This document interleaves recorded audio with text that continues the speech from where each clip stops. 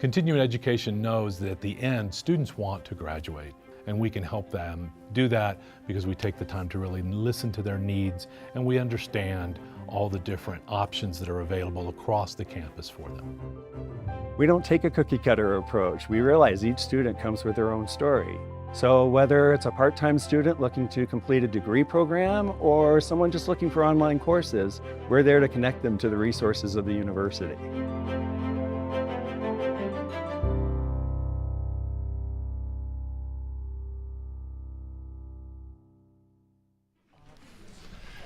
And good morning, everyone. Morning.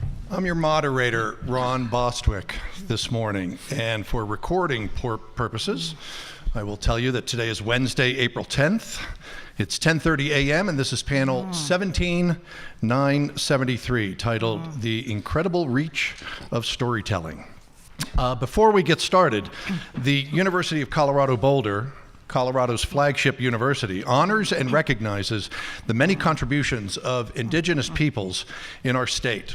CU Boulder acknowledges that it is located on the traditional territories and ancestral homelands of the Cheyenne, Arapaho, Ute, and many other Native American nations. Their forced removal from these territories has caused devastating and lasting impacts. While the University of Colorado Boulder can never undo or rectify the devastation wrought on indigenous peoples, we commit to improving and enhancing engagement with indigenous peoples and issues locally and globally. We will do this by recognizing and amplifying the voices of indigenous CU Boulder students, staff, and faculty and their work, educating, conducting research, supporting student success, and integrating indigenous knowledge, and consulting, engaging, and working collaboratively with tribal nations to enhance our ability to provide access and culturally sensitive support, and to recruit, retain, and graduate Native American students in a climate that is inclusive and respectful. One other thing I'd like to mention is that we want to be sure to give you guys a chance to ask questions. And here is how we will handle the Q&A at the conference. We'll reserve the end of the discussion for our questions and answers. We're using a note card system to receive questions from you guys, the audience. At any time during the session today, all you have to do is raise your hand to request a note card and a pencil from one of our producers, who are here on the sides of the room. I ask you to write your question on the card and please write legibly. I have old eyes. If you would, if you're a student, please note this on your card. When you finish, you can raise your hand again to give to the producer who will bring the card up to me. I urge everyone to please make your questions brief and to the point. And if you would please make sure that your cell phones have the ringers turned off. You don't need to kill the cell phones, but just please turn off those ringers.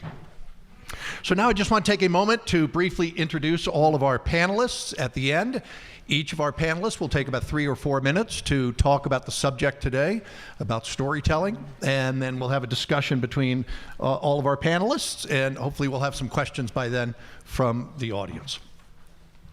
Down at the far end, Danielle C. Walker is a Coloradan who has been telling the story of her Lakota and Standing Rock Sioux connections in fine art, words, murals, and activism. Former Denver Mayor Michael Hancock appointed her as the city commissioner for the Denver American Indian Commission. She continues to find the true balance of acknowledging the history of Native Americans while making sure that they are accurately represented in contemporary times. In the middle, Mary Reynolds Thompson is a longtime lover of language and the stories that it can tell, going back to her previous life as an advertising copywriter. As the century changed in 2000, so did her heart and soul. Since then, she's been on a journey to connect people to nature, blending poetry and journal therapy through what she calls wild language, and the way that the earth speaks to all of us. I'm sure if you ask her, she will tell you about riding Ramona the pig in Italy. Next to me, 7 years ago, Kika Tuff earned her PhD in ecology from our host, CU Boulder. She's an alum. Just a few weeks later, she founded Impact Media Lab, which helps scientists and science organizations find the compelling stories in their research and develops media campaigns to share those stories with the world. She realized she could do more for science as a communicator, telling those stories, than she could as a practicing researcher. As she says, quote, "Better storytelling is better for science, for a scientist's career, and for our society." And the gentleman on our panel is Matt Williams. He has been a storyteller on screens large and small. He has created, produced, and or written for the TV shows Roseanne, with a Colorado connection, I might add, because Roseanne Barr started her comedy career in Denver, and the television show Home Improvement, another Colorado connection. Tim Allen was born in Denver. And many films are on his resume too. And his storytelling has earned him a Peabody Award for Outstanding Achievement in Television Writing. We are very happy to welcome him and Kika for their very first Conference on World Affairs here in Boulder.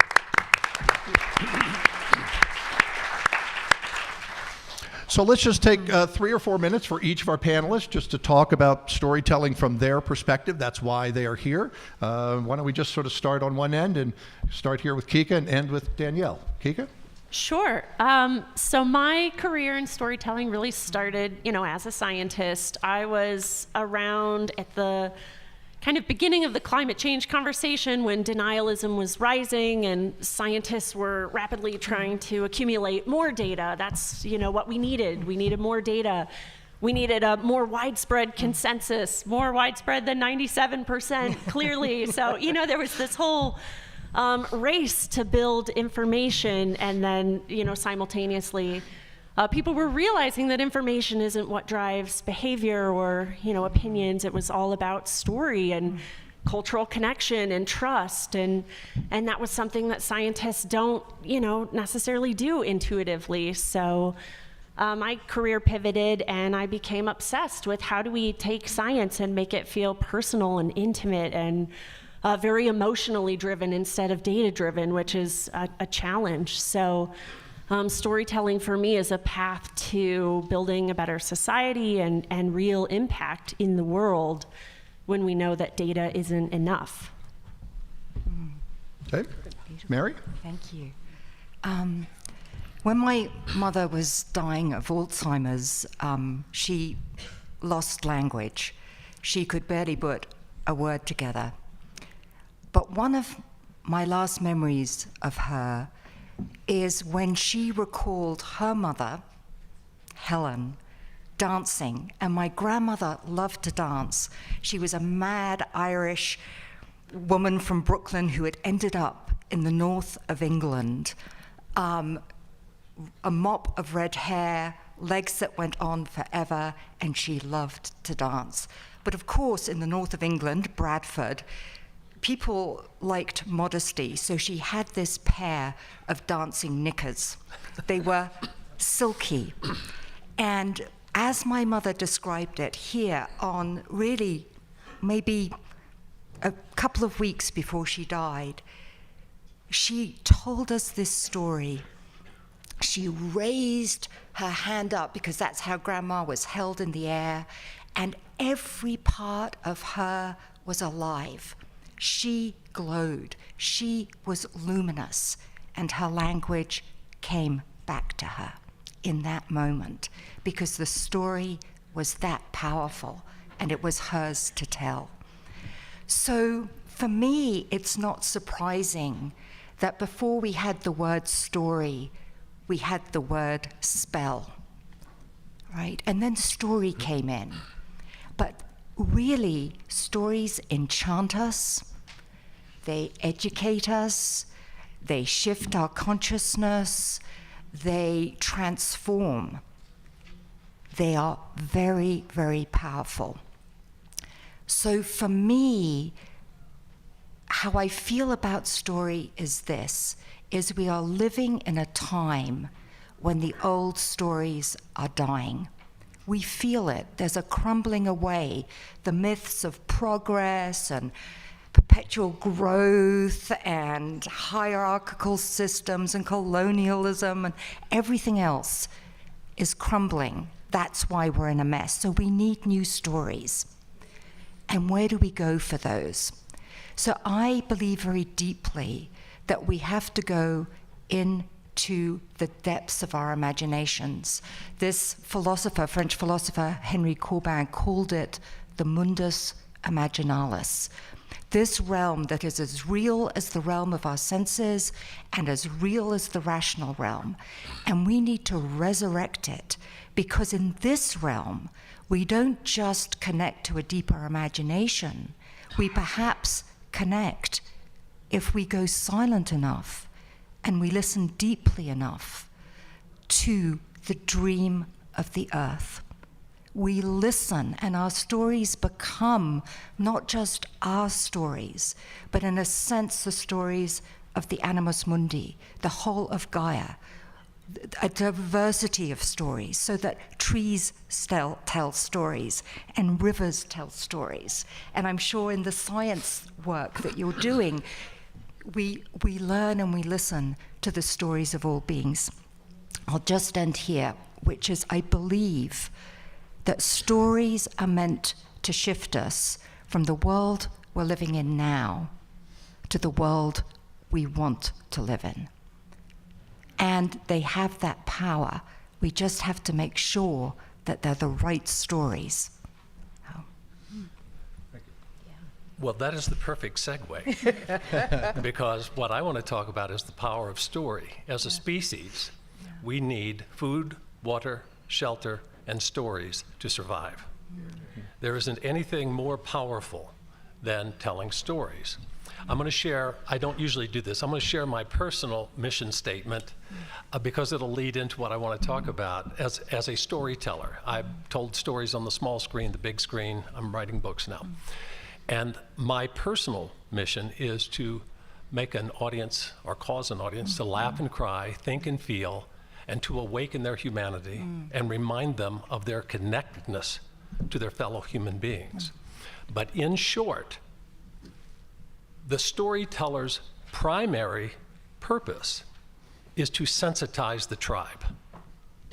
When you're sitting around the campfire telling stories, it's to sensitize the tribe. And what do I mean by sensitize the tribe? That means to make them aware of something. Because what a storyteller does, whether it's in the oral tradition, whether it's on a screen or in front of a live audience, a storyteller takes a spotlight and shines it on a subject or a world or a character and says, this is important, look at this.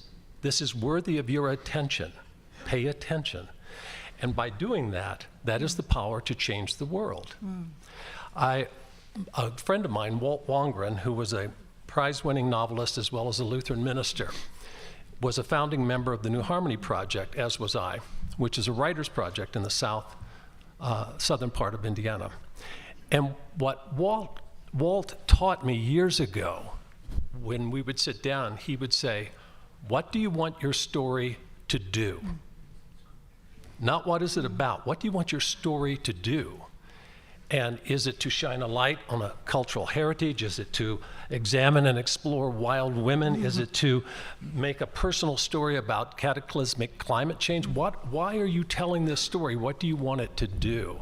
So there, and with that comes great responsibility, because the most important question a storyteller must ask his or herself is, what is my intention in telling this story? Am I to uplift and celebrate something, or am I to disparage and condemn? And we all know this. Last night after the opening keynote, I went back, had a meal, and was clicking through the news channels, and I go from the liberal to the far extreme conservative, right? And we all know this. But as I was thinking about what do you want your stories to do, and I realized on both extremes, they want the stories to inflame passions, frustrate, and infuriate. They do not want to inform. That's irresponsible storytelling. So I take stories very, very seriously. And you go, well, you're a guy that created sitcoms. I created Roseanne, Home Improvement, worked on The Cosby Show, but I go, there's a strong intent behind those. Like with home improvement, we wanted to celebrate an American family. We wanted that to be an aspirational family. And if you, back in the old days, network program, appointment watching television, if you can get 10, 20, 30 million people laughing at the same time, think of the power of that. Just the endorphins that are released alone. So I'm thrilled to be on this panel with these people, and storytelling has been my life. It has been since I was a small child. I think, dream, eat, sleep stories. So thank you for having me. Hihane washte mitaku yapi, Danielle C. Walker, matchapi mahunk papa lakota na uchati shakuini mahata, Denver, Colorado, Awati. Good morning, relatives. My name is Danielle C. Walker. I come from the Standing Rock Sioux Nation of North Dakota, and I currently reside in Denver. I opened up with a greeting in my language, the Lakota language, which lain dormant for many generations, and I'm humbled to be able to speak it openly without ridicule and without it being illegal, which was the case a generation before me. Our moderator opened up with a land acknowledgement and acknowledged the commitment that CU Boulder has to partnering and elevating and uplifting Native American students and people. And the fact that I'm here sharing with you is a big step up. My dad, for instance, he was born during a time when it wasn't even legal for all Native Americans to vote in this country. And my grandmother wasn't even considered an American citizen at her time of birth. But we belong to this land. We have been here since before colonization. And so it's just incredible that I'm here and I have a commitment and a responsibility to speak up and to storytell. My storytelling started with my existence. My existence is my resistance. And I kind of just sort of had to speak up. My dad once told me, if you don't speak up, nobody's going to do it for you. And so I do that through a multitude of ways. For instance, a lot of people know me as an artist. I'm a visual artist. I do a lot of murals. I have a few murals here on campus. And I'm also a fine artist. I have exhibitions up currently. And but one thing that really sparked me to start storytelling was growing up in North Dakota, where Native American, you were either Native or you were white. There really wasn't a lot of diversity that existed when I was growing up there. And I was always fueled with these stories at home, which were much different than stories being taught or told to me by outsiders looking in at my culture.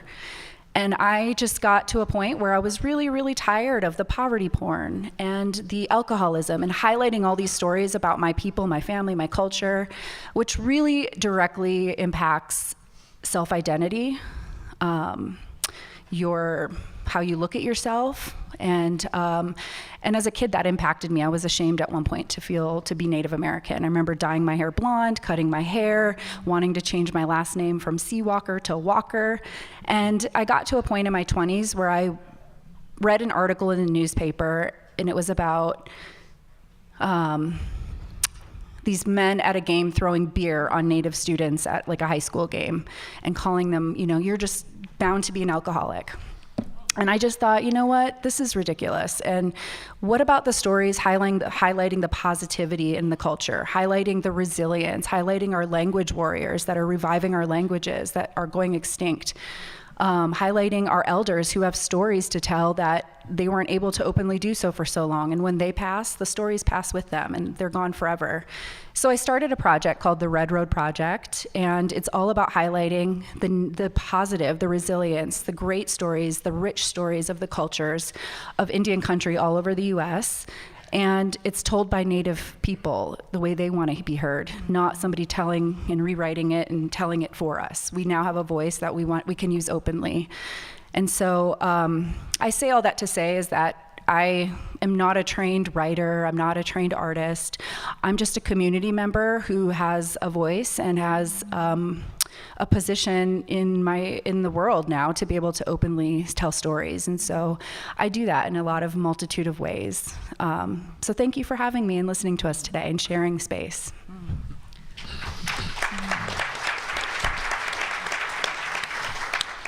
So just a reminder that we would love to have your questions, and if you have one, you just raise your hand. Our moderators will come by with cards and pencils for you, and they'll bring them up to me.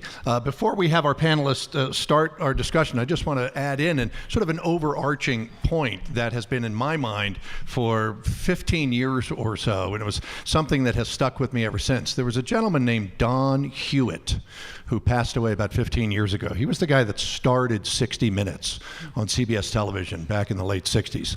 And when he died, I watched a lot of his interviews, and I found that every one of the news stories all had the same clip, which was somebody asking Don Hewitt, to what do you owe the success of 60 Minutes? And he said, it's the 4 words that we said as a child: tell me a story.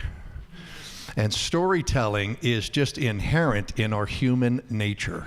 And he knew that, and that's what 60 Minutes did. And that's why we are here on this panel, because this panel, I think, deals with everyone on the planet Earth.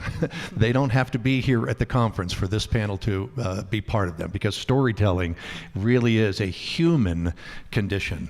So I just want to turn to our panelists to just take a moment to say something, if there's something that you left out, or if you want to comment on something that anyone else said, as we get some questions from the audience. Anybody at all? It's a democracy. I did want to comment on something you had said, Danielle, about being an untrained storyteller, because that resonated with me. I feel like I'm a member of a community. I'm a member of the scientific community. I'm not formally trained in writing or filmmaking either. And I think it's a great time to be a member of a community with stories to tell. And a lot of times, you know, I look back on spending a long time in a career like science and then making a major pivot later on, but that is what it took to find my voice and to find the things I wanted to talk about. And, you know, technology has enabled storytelling in so many ways. You know, you don't need fancy gear, you don't need big budgets, you don't need formal training to just start sharing what you know in a language that people can understand. So thank you for bringing that up. I think it's a really important time to be anyone who wants to tell a story. Yeah, I'll respond to that. I think every single one of us are storytellers, and I have to remind myself every day to decolonize my mind. And that really starts with, like, you know, I just caught, you know, you pointed that out. My statement was a very colonized concept. I am not a trained storyteller. But we're all storytellers. My language, the Lakota language, was not a written language up until very recently. And so we were oral storytellers. We passed down our traditions and our way of life in an oral way. And so I come from ancestors that are storytellers by existence. And so thank you for pointing that out, because that's a reminder that I need to reevaluate and decolonize my mind more. Yeah, I'd like... Matt? Yeah, the idea of a storyteller and the oral tradition, because walking over here to this room, Mary said, when did you realize you wanted to be a storyteller? And I said, very young. Mm-hmm. And when I was 4 and 5 years old in the Midwest, what you do when people would drop in is you gather around the kitchen table and put the coffee pot in the middle of the kitchen table, and then everyone start telling family stories. Mm-hmm.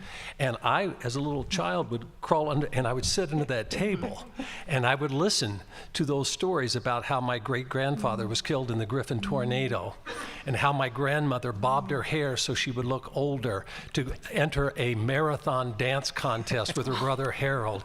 And the oral tradition and those stories, and that seeped into me. And my father, who was an amateur artist, self-taught, he was a factory line worker. He worked on an assembly line, but he would always create and paint.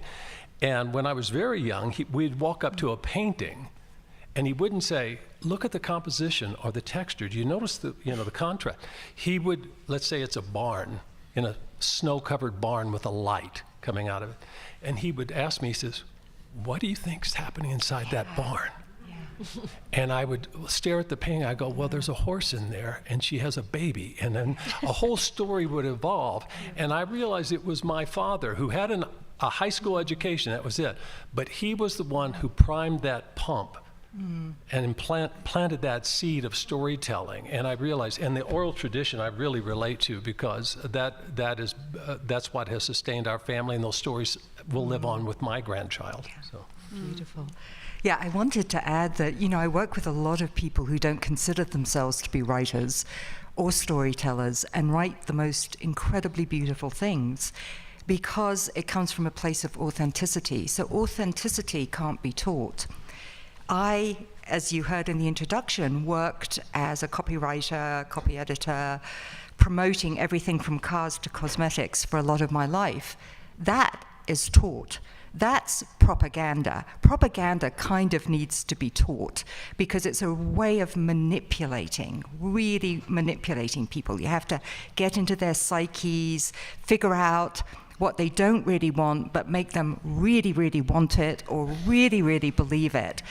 So that's the kind of storytelling that you benefit probably from going to school for.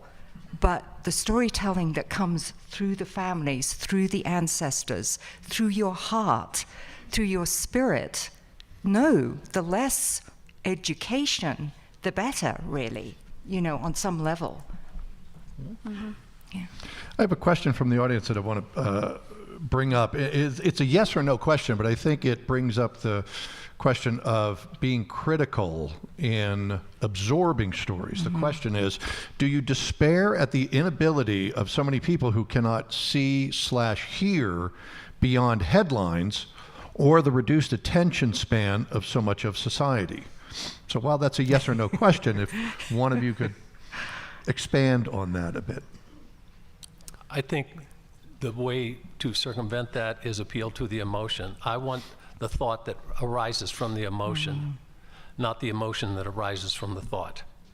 And if you look at that headline, and we're taught to think in little sound bites now, that's just, oh my God, there's, and we're always, look, Elizabeth Kubler-Ross said, 2 emotions drive us, and every decision we make is either love or fear, right?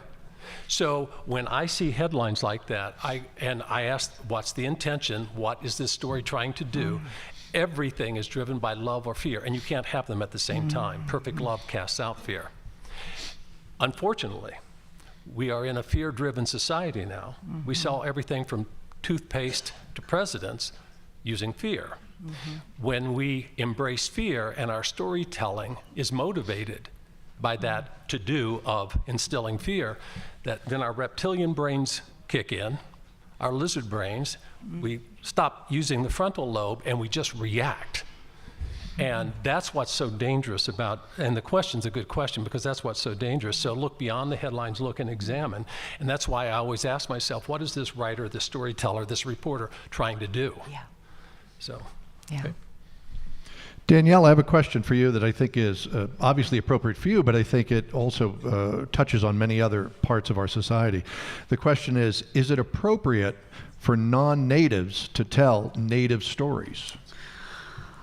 I love questions like this, especially in settings where people may not want to openly ask the question for fear of I don't want to be pointed out. But yes, it is. So according to the last census, we make up less than 2% of the entire population in the US, and without allies and people helping to be a voice, to amplify our voices, we may not survive into the long future. So absolutely, I hope that everyone in this room leaves here with a piece of each one of us something, and you then say, oh, I went to this panel today and I heard this really cool story about this, this, and that, and it just trickles on from there. I think we all can use allyship in storytelling, and that's the beauty of stories. They get passed down. So yes, please speak up and be an ally for Native voices. Thank you.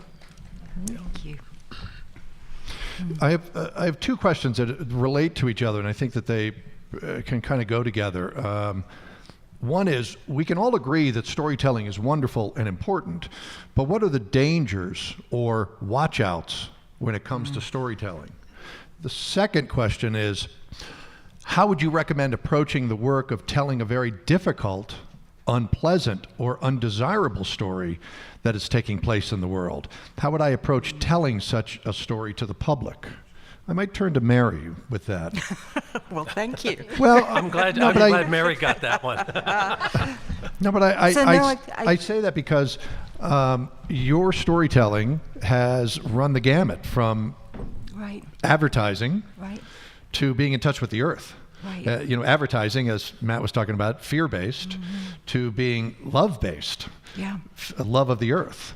Yeah. And telling difficult stories doesn't need to be difficult. And because of your breadth of experience, I'd love to hear from you. Well, in a way, I think we all have to tell difficult stories, right? If there isn't a challenge in a story, if there isn't a big and uncomfortable question in a story, then I think it comes back to what's the point of the story. So I would say that is embedded in great stories, are these questions of who are we, who do we want to be, what do we want to believe in, what are we willing to sacrifice for? I mean, this is the stuff of heroic tales and epic tales, and it's all about how do we evolve into becoming the kind of humans that we want to be. So I think all stories are difficult. I work in a very different way around ecological devastation. And here it really comes to fear or love. So for me, one of the things that is so important when we talk about climate disruption, when we talk about what we're doing to the environment, is to come from a place of love. If you ask anybody if they want their children to have clean water and clean air, they will nod their heads. This is because we love our children and we want for them the good things in life. If we only tell the story of how despoiled those places are, it brings about a sense of helplessness and grief. So one of the things about, and grief is good, by the way, grief is really good and appropriate, but it can't only be grief. So one of the things I think that we can ask of a story is, does it empower the reader to be a better person, to have more compassion, more empathy, to take action, to do something? Does the story hold images that are so powerful we ingest them and we carry them with us and they work on us so that we can begin to transform those places in us that are resistant to doing what we know in our deepest hearts is the right thing to do? So, Kika, this is a question for you. Didn't science used to tell its own story? How does that change your storytelling? Ooh, that's a good question. Well, I think we can always step back in science and see who was telling the stories historically in science. A lot of white men, a lot of rich people. So yes, I think when you look back in history, science used to prioritize story a lot, books and that was sort of part of it. And then we kind of entered a phase where I think in science people have been afraid for a long time that showing any sort of emotion or subjectivity is going to detract from your identity as a scientist, as an objective, data collector. So I don't know how long we've been good at storytelling in science, but I think we've learned over the last, many decades that our stories as scientists are often in direct competition with the marketing and advertising forces at play in the world. And we're starting to realize, that kind of the storytelling we've done in peer-reviewed publications or in NPR interviews, like maybe that is not enough. Maybe we need to be much more proactive than we've been, knowing that, we're up against big oil, we're up against big real estate and land developers, polluters, all these forces with huge marketing budgets. So yes and no. Science, I think has tried for a long time, has succeeded in some ways. But we're in an era where even evolution is under attack. Some of our oldest science. So so anyway, I'll stop there. I'll open this up to anyone on the panel, and it brings us to today's issues. Discuss using GPT chat, AI, artificial intelligence, in storytelling to help novices become storytellers. Okay, so while you think, let me just put a different angle on this. I see this question as something looking positively at AI, as helping novices become storytellers. If that adds a different angle to the question. I just spoke, so I'm kind of chomping at the bit. But, I wrote a piece called, F, flash, artificial intelligence, let's hear it for ancestral intelligence. I think what we're saying is that we are storytelling beings. The idea that we need artificial intelligence to have us tell stories is so counterintuitive to me. And I really worry about it because, quite honestly, it's effing lazy. It's so effing lazy. The hard part of anything and creating a story is thinking it through, right? Sometimes it drives you mad because you spend ages in chaos trying to find that thread of the story. And through that thread and following it, you end up in all these wildly interesting places that inform you and perhaps evolve your thinking and shift the story. So if we can just, sit on our lounge chairs, sipping our cocktails, having AI do the work for us, I don't like it. Everything in my body says, please don't do that. Not logical, perhaps, but I have a very emotional reaction to it. And I'll piggyback off that. As a mother of 2 teenage sons in high school and a partner who's a dean in education, I hear stories all the time about Chat GPT, which by the way, I've never used it. I don't even know how to use it.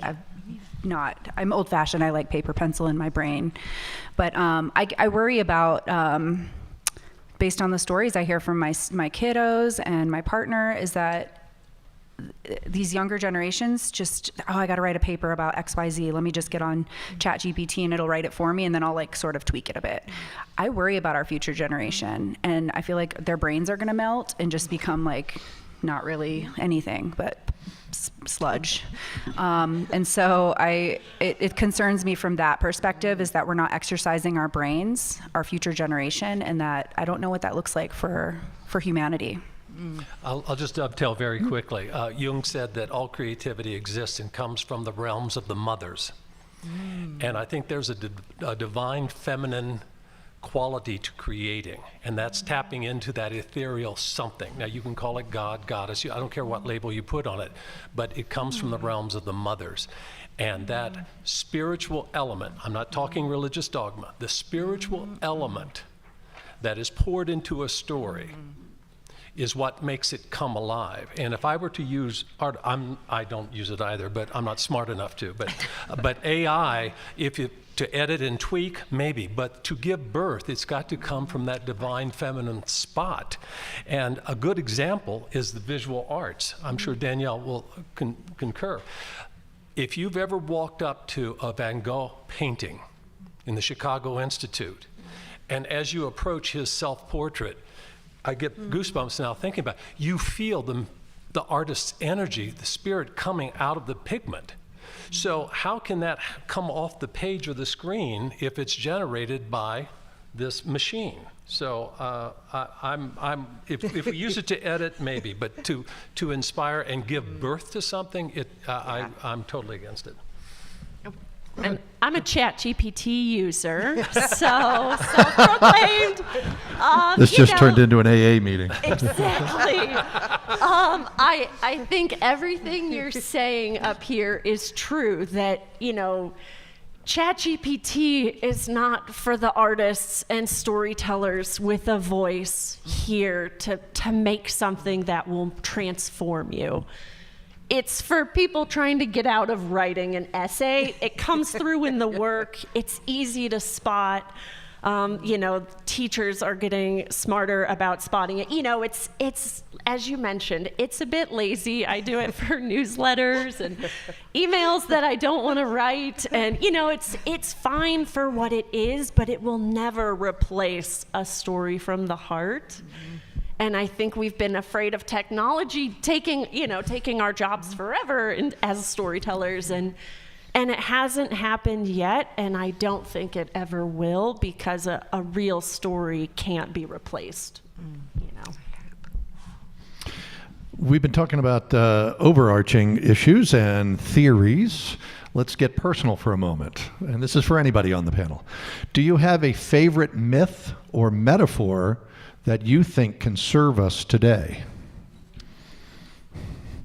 In your history, your experiences, even something you've observed? Favorite myth or metaphor that you think can serve us today? Icarus is the first image that popped into my mind. The hubris of humanity, our anthropocentric impulses are destroying not only the planet, but the universe. We think we are the center of the universe. The universe exists to serve not only us, but me. And we have become so anthropocentric in our desires and our drives, and that is pure hubris. And that at some point, our wings are going to melt, and we're going to come crashing down. And this goes across the board for everyone, from respecting cultural heritage, to saving the planet, to celebrating diversity and inclusion. All of that goes back to our own hubris, and you see it. It's easy to pick on politicians, but you also see it corporate greed. You see it in CEOs. You see it in Hollywood. So Icarus is the first image that pops into my mind.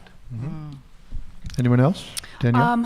I would say, there's a multitude of stories that have impacted me, but I would say just overarching Indigenous knowledge can really address a lot of things that we're facing today in terms of the environment, water, our winged relatives, our water relatives, food sovereignty.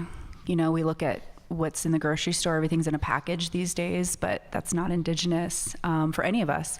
So I just want to comment on, Indigenous knowledge, I think is really important in many aspects of all of our livelihoods. And I'd say yes to Icarus and yes to Indigenous knowledge. I recently taught a course on fairy tales, and one of them that really struck me was The Emperor and the Nightingale. I don't know if you know that one, but it really comes down actually to kind of chat GPT thingamajiggy, because the emperor wants to tame the nightingale to sing absolutely when he wants it to sing perfectly over and over and over again. The nightingale can't do it, goes back to the forest to be wild, and he's left gifted this mechanical nightingale, right?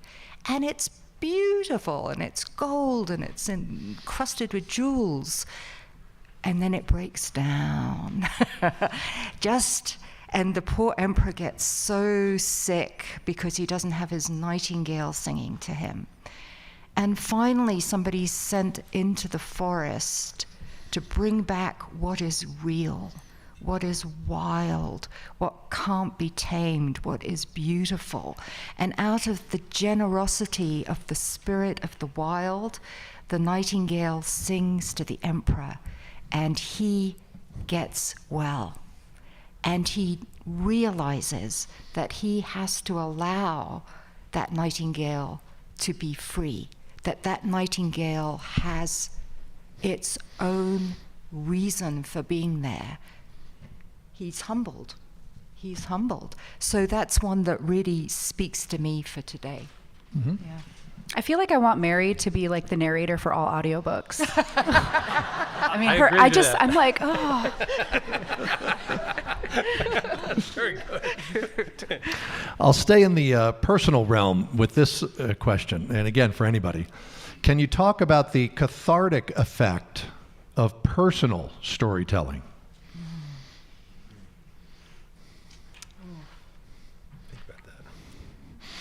I'll say that for me, it's medicine. The way I storytell a lot is through my art, visual arts. Sometimes I don't have words for how I'm feeling or how I want to convey something that's going on in my brain or a lived experience. And I sort of look back and think about maybe that's in my DNA, because I mentioned earlier my language we didn't have a written language. The way we documented and told our stories was either orally or through visuals, ledger arts drawn on animal hides, and that told the story. And so I'm almost thinking it's innate for me to be a visual artist and tell stories that way.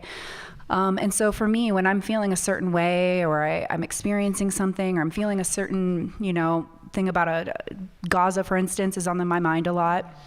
I don't know how to express myself other than painting or drawing or sketching. And so for me, it's cathartic in the way that it's my medicine. It's without that release, I can't cope.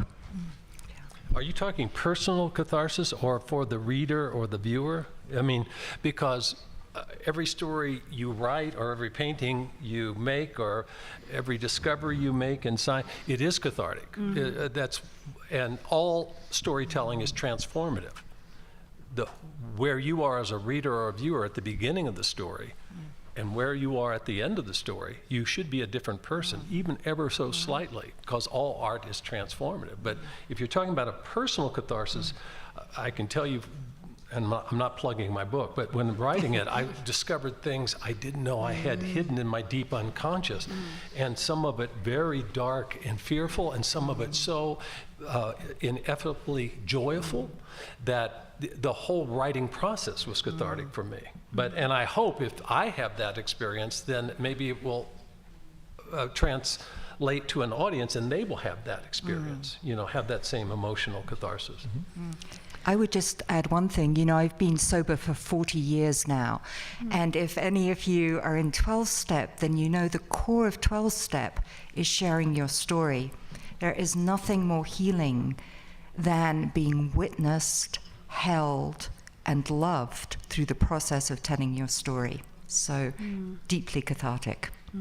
Yeah, and in my work, I don't tell my story very often, but I work with scientists a lot to talk about their story, and we always start with the question of why. Why do you do this work? Why do you study an obscure beetle in this remote part of the world? And, you're sort of living this life and career that a lot of people don't even understand why you do what you do. And I've been surprised how rarely we ask ourselves really fundamental questions. Why are you doing this, day in and day out? Why is this meaningful for you? Why is this meaningful for others? And, as a storyteller, you're trying to tap into this universal quality that this person has that we could all connect to, which is passion and adversity and commitment and all these things. But I have watched people be so transformed in answering really basic questions about themselves. And, to know yourself is this ultimate power where you go forth in a more confident, fashion. And when you know your story and you own your story, you walk through the world very differently. And so even as filmmakers or as storytellers, I think what we do can be a gift to the people that we work with, because you get so caught in the weeds sometimes of your life. It helps to have someone step you back into kind of your own purpose. Kind of related to personal storytelling, this person says, is there a responsibility of the writer to make anonymous, negative details of characters in a memoir? Is it just better to go the route of, quote, auto-fiction? And they signed it confused. Like we're Ask Amy. To anonymize negative details of characters in a memoir, which is a little outside of the experience of people here when we're talking about memoirs, but your opinions? I think it goes back to intention. Are you revealing these negative aspects about a character that you lived with or grew up with or dated or married or whatever, to condemn them or to cast yourself as the victim of a bad relationship? Are you doing it to highlight the complexity of that individual's complete character? Because look, all four of us sitting here are presenting you right now our persona. This is who we want all of you to think this is who we are. And we've got dark thoughts and rage and passion and volcanoes living inside all four of us right now that you're not seeing. So, and little snippets of that will come out in a mural or a book or in a report or scientific. So, yes, you can reveal that, but is the intention to demean that person or to, again, where's that light that we're shining on that person to show the complexity of that human being? Because we all have a shadow side. We all do. And we like to keep it hidden. And good writing does expose it. Yeah. I also love what Emily Dickinson says, tell the truth, but tell it slant. You know? So, tell all the truth, but tell it slant. Yeah, thank you. And to sort of take another angle on that question, again, it's a yes or no question, but I think it brings up a possibility of just going deeper into it.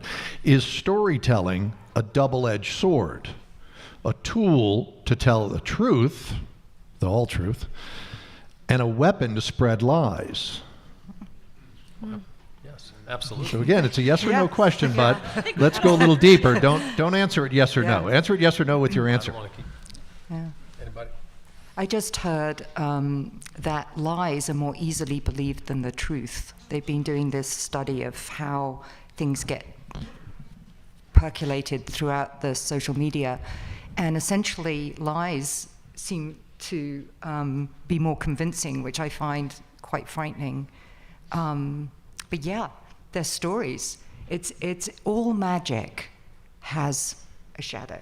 All magic And I has a believe, shadow. to dovetail with Mary, lies are simple, truth is complicated. Yes, yes, And that's the big difference, and that's why it's so easily to yes, accepting lies. absolutely. And I'll share a really common story I think that most of us in this room have learned, and it's the story of 1492. Columbus sailed the ocean blue and discovered America. And we all bought into that. Well, I didn't, but that was a story. But the truth is much more complicated. And how many of you know the truth?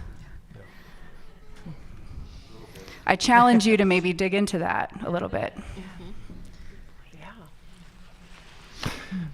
Matt, this question is for you. It says, Matt, you mentioned, quote, thinking through, quote, what you want your story to do. Can you speak more to thinking through that process of connecting story to purpose? Yes, it's what do you want your story to do? I'll draw on a personal example, and I'm not plugging the book, but with the book, I wanted to open hearts. I wanted to consciously engender compassion and celebrate kindness. And sometimes as writers, sometimes you have to have, every good story is simple. It has a simple premise, a simple theme, a simple, clean idea. And the students I teach, they want to say everything they have ever thought in that story. I go, no, break it down to one thing. So when I go, I ask myself, if an individual in the audience right now is reading this story, how do I imagine them reacting to it? How do I imagine, when you say we carry them, and we do carry our stories, everything you read and see is somewhere filed away in your unconscious mind. What kind of impact is that going to have on a viewer or a reader? And so that's a conscious thought of what you wanted to do.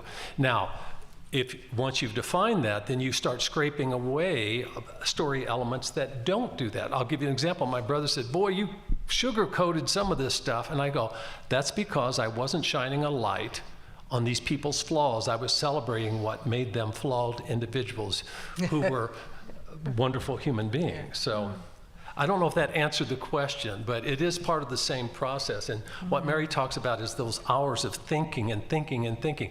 It takes very, very, very major effort to get simple. And the simpler you become, the more powerful the story, the art, whatever. Can I follow up with that? Sure. Because I would say in my work, we take that question and almost break it into two. The first question being, what do you want an audience to feel? Do you want them to feel intelligent or inspired or mad or sad or, what? And then we sort of reverse engineer stories that make audiences feel what we want them to feel. And then the second thing that we do is, how do you want them to act after they've seen the story? This is kind of this growing space of impact production. In films, we've been making environmental documentary films for a long time, and you put them in a festival and people watch it and they get sad or happy or glad or inspired, and then they walk away and maybe do nothing. And so, we're kind of at a place too where we're often designing media with an action built in. So at the end of a film, it says, if you care about this, support this organization, or call your senator and voice your support of this thing or that thing. So we're even kind of getting into some spaces where we design stories to lead to change, and change is sort of built in from the beginning. Danielle, this question is directed to you, but I feel like Mary and Kika can also chime in afterwards. It says, science, the earliest stories are from the earth. From your perspective, how does the earth speak the original stories of science? It speaks it to me every day, all day. Where I come, we're star knowledge people. My ancestors looked to the stars for our knowledge. We believe we come from the stars, and then we come to this earth for a human journey, and then we go back to the stars where our ancestors live. And what's really interesting is where I grew up along the Missouri River that goes into the Mississippi River. When you look up into the sky, you see the Milky Way galaxy right above it, and it's a reflection, a mirror image. We call it a kapemni, as above is below. And so the knowledge of the stars are very much at the center of a lot of it, but we also listen to our Unchimaka, our grandmother Earth. She provides everything we ever could need, and everything works in a circle, and it's very beautiful. We happen to be intelligent creatures that can speak, and so we have an obligation to speak up for the water, for the earth, for our winged relatives and our animal relatives. And so it's all a circle in a very decolonized scientific way. Beautiful. Mary, Kika, do either of you want to add into that? Well, that was very, very beautiful and very true.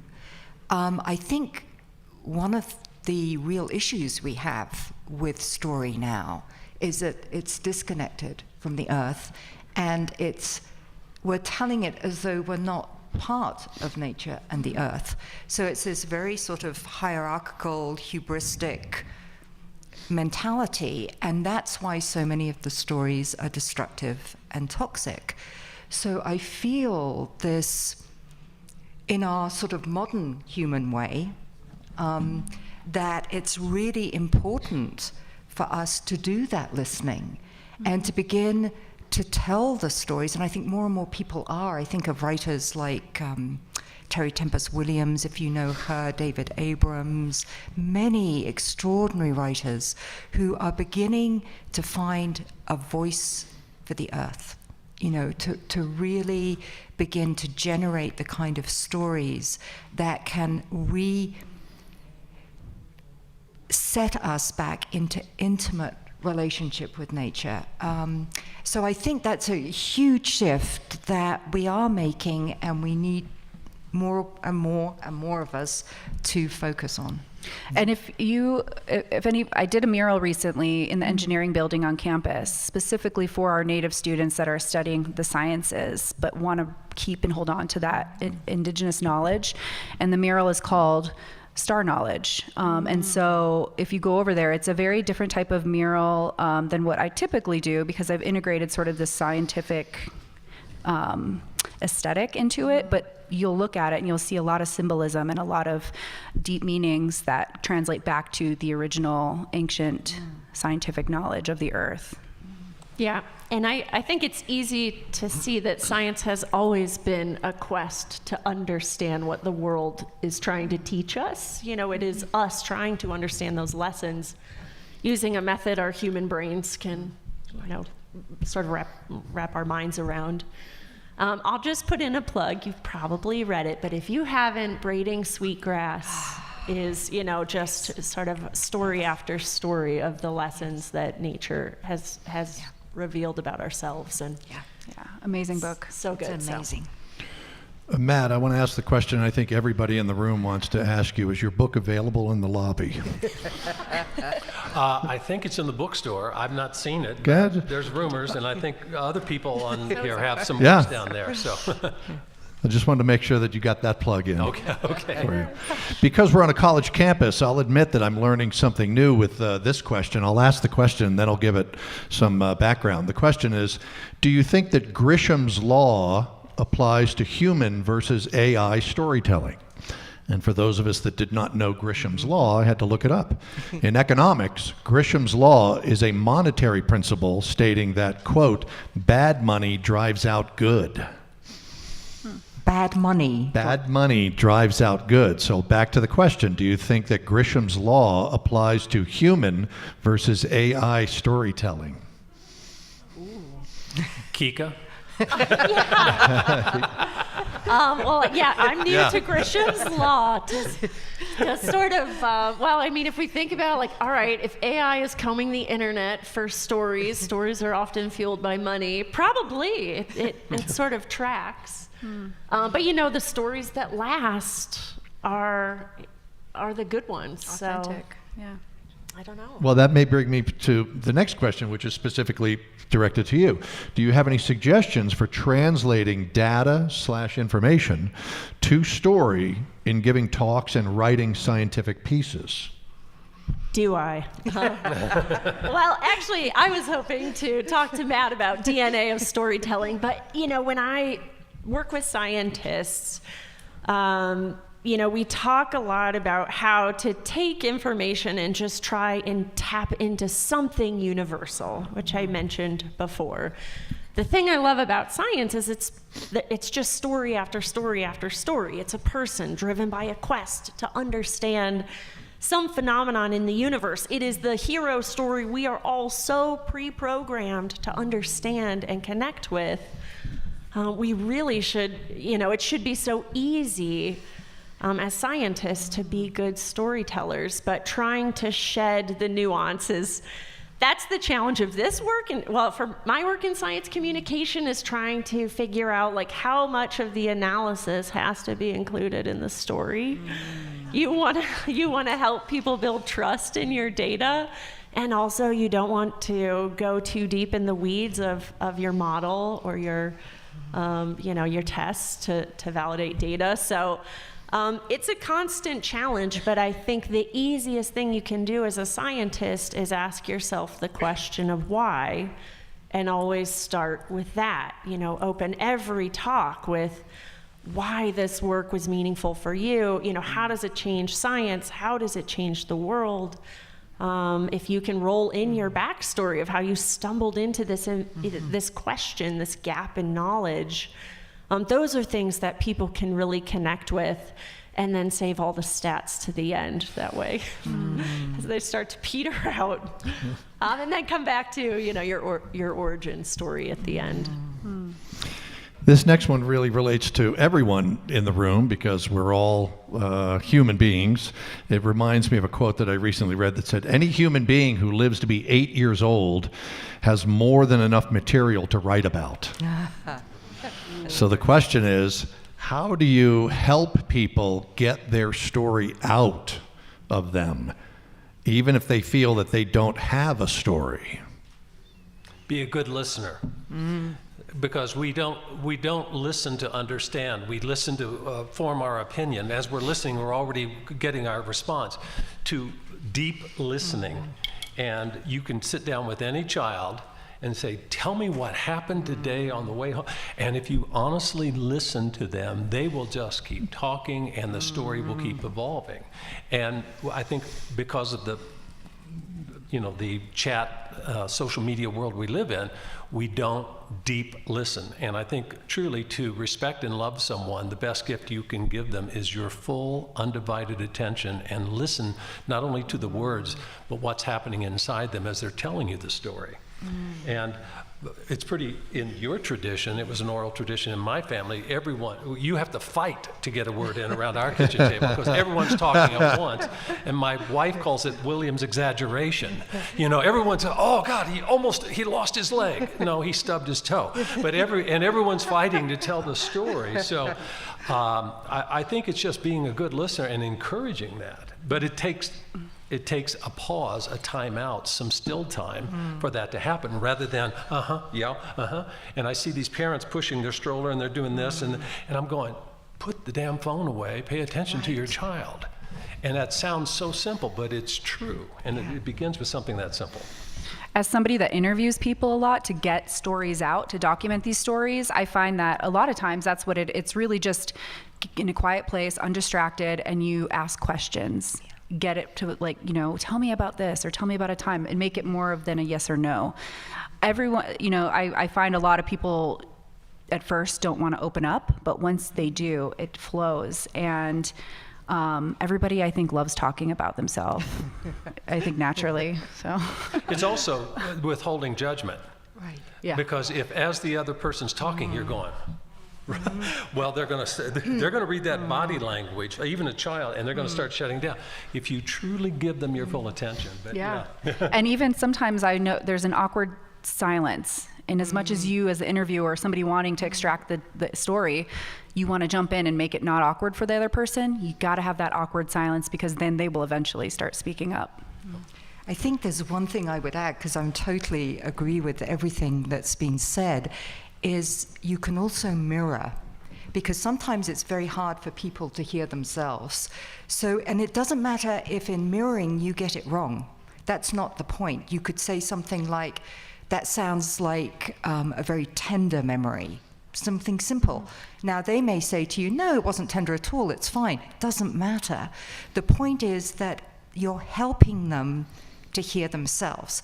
And what we're really trying to do, I think, in storytelling, to take the complex and make it simple, is help people find that thread, right? Mm-hmm. And so sometimes just a few verbal cues, a few kind of very simple mirroring techniques can help people go, yes, and it was tender, and that's not the only place I'm feeling tender. And then suddenly we're beginning to string something together. I'm gonna test your storytelling abilities when I tell you that we only have a few minutes for this last question for anybody, but I want to save this for the last because it looks forward, and I'm guessing that it came from a writer or an author. The question is, how do you get your intended audience to find your stories? In just a couple of minutes, anyone? Do you mean the stories we've written or tell? Yeah. How do you get your intended audience? You have written, so you have a story. How do you get your audience to find your stories? It's a very amorphous question for you to answer in any way you want. I can give a pretty straightforward answer, because I remember going through the process of making our first film and thinking, great, we made a film, we're going to put it out there on the internet, and everyone's going to discover it, and it's going to be viral overnight. Perhaps you've had this experience where turning your art loose on the internet doesn't often go anywhere. Mm-hmm. Turning your film loose on YouTube doesn't, people don't just find stuff. It's crowded out there. So, this is why marketing and advertising and all of those campaigns exist. From the beginning of the design of your story, you have to be thinking about output and how will anyone find it in a busy world. And sometimes that can, at least in my world, it changes the way we tell stories a lot. If we think, you know, this would be a really good outlet for PBS, that's a different tone than Nat Geo, which is a different tone than a YouTuber who we really connect with and think they could amplify. And so the design of how your audience is going to find your story becomes part of it from the very beginning, and thinking about social campaigns and those sorts of things. Yeah. I'm very strategic sometimes. If I have something I want to convey, sometimes you can find me marching into the Capitol building, like getting in front of senators and being like, I have something to say. Or if I'm doing a mural and it's very strategic, for instance, the mural I did here, I wanted it to be for Indigenous students studying sciences, so I did it there. Or, as much as I hate doing interviews or things like that, a lot of times with media, because I find they can misconstrue it. I can't tell you how many 3 people walked, as I was walking to this room today, 3 people said, I heard you on NPR. So I know and I'm tapping into places strategically that I know there's an audience that needs to hear what I'm saying. And so, that's a lot of what I do. Murals, I'll put a mural somewhere where I know it's in an area that a lot of maybe non-native people pass by every day, that I need them to look at this mural to maybe see something. So that's kind of how I put myself out there.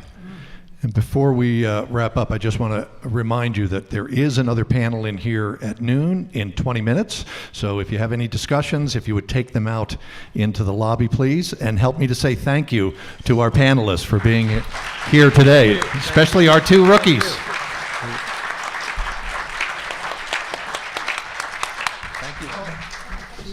Thank you.